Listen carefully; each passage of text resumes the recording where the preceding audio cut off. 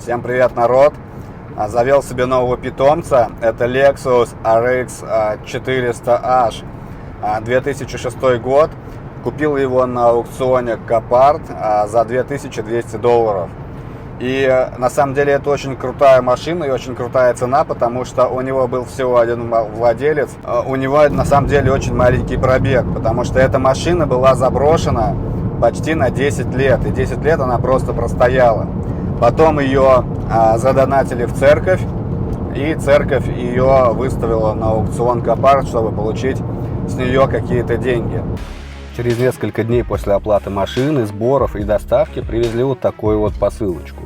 Для меня это был абсолютный киндер-сюрприз, потому что я ее перед покупкой не смотрел. В тот день я был на площадке, смотрел другие машины, а эту увидел уже на торгах и решил рискнуть. И по звуку сразу слышно, что что-то не то с выхлопной системой. В первый раз открываю двери и осматриваю салон.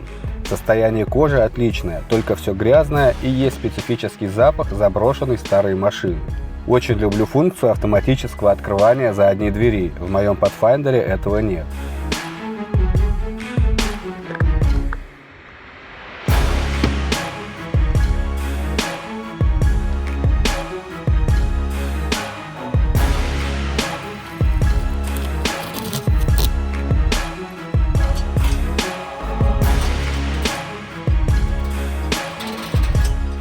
В общем, сначала решил разобраться, что там с выхлопом.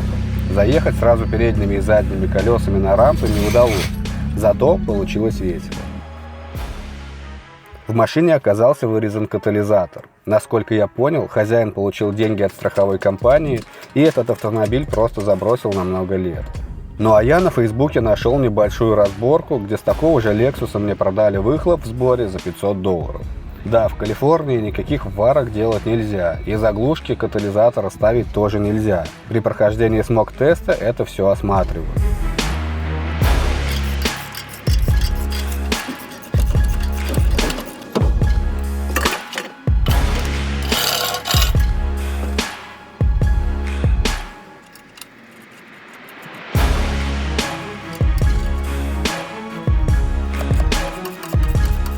Итак, первая проблема решена. Двигатель работает тихо и ровно, ошибок нет. Но вылезли другие, не менее серьезные проблемы.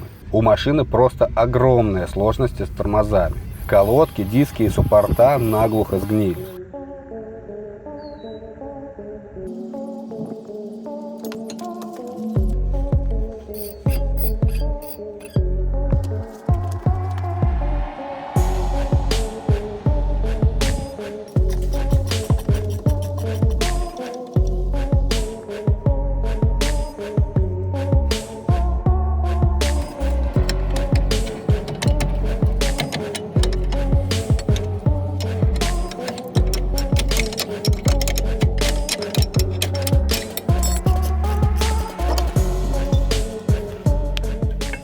Итого я ставлю новые диски, колодки и суппорта, без колебаний и раздумий, сразу в круг.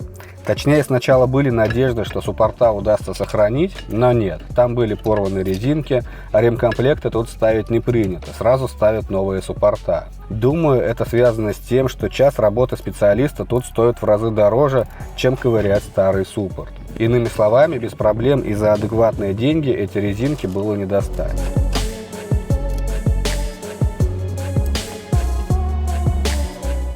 Решили, что нам нужен отпуск, взяли ван и поехали в Вегас. А все потому, что в последнее время я стал получать очень много заказов как частный мастер. И с учетом ремонта Lexus работал почти без выходных.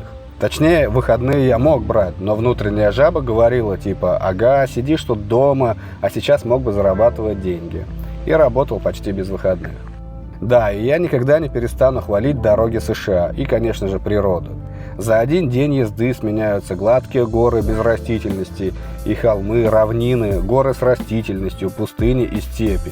И что не менее важно, везде магистрали, одностороннее движение, которое очень безопасное, и, конечно же, инфраструктура для отдыха. Вегас встречает нас яркими огнями и многочисленными вывесками.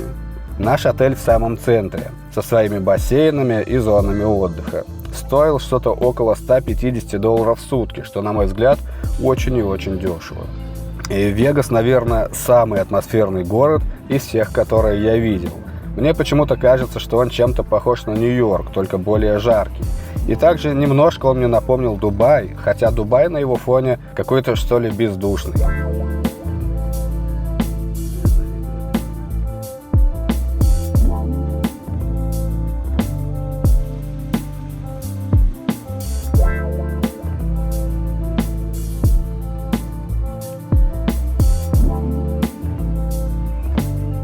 А в окружении Лас-Вегаса множество национальных парков, среди которых Долина огня и Долина смерти.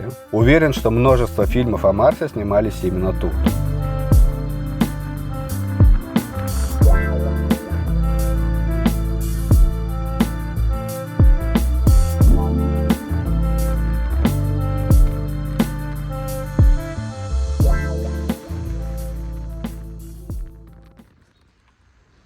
В общем, отдых отдыхом, но пора возвращаться к работе. Для того, чтобы зарегистрировать машину, нужно было пройти инспекцию тормозов и освещения. Тормозами я закончил еще до отдыха, осталось заменить перегоревшие лампочки. В моем случае это был только один габарит и лампочка дальнего света. Сделал это буквально за 10 минут. Дальше я поехал в сервис, который имеет право выдавать сертификаты о проверке света и тормозов для DMV. Заплатил $220 и получил все документы.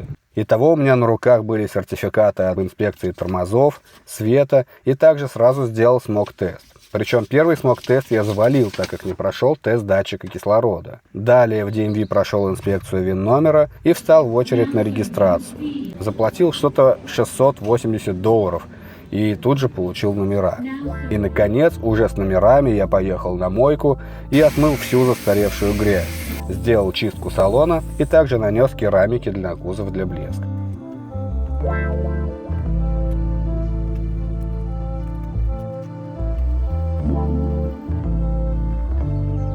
После тест-драйвов и некоторых раздумий я решил, что нет, такая машина нужна самому. Пусть будет второй. Несмотря на возраст, это очень надежная и очень комфортная машина.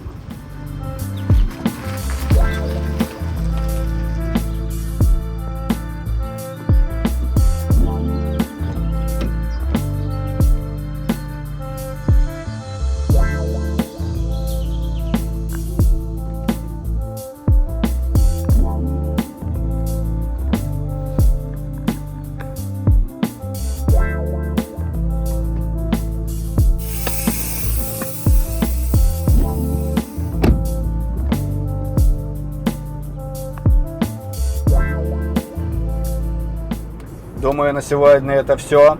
Обязательно пишите, что об этом всем думаете. Пишите свои идеи для следующих видео. Я читаю практически все комментарии и прислушиваюсь к вашим просьбам. Всем спасибо за просмотр и пока.